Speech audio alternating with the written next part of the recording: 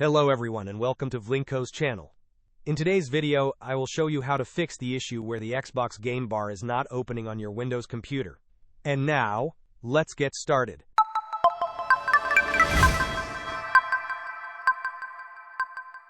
If you are experiencing a problem where the Xbox game bar fails to open on your Windows PC, there are a few straightforward solutions to try.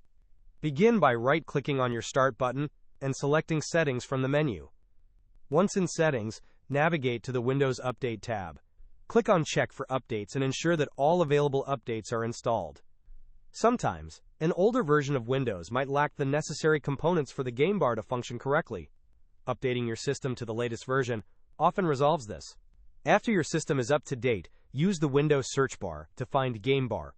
It is important to select the Game Bar app directly from the search results, rather than using a shortcut, as this method is more likely to open it.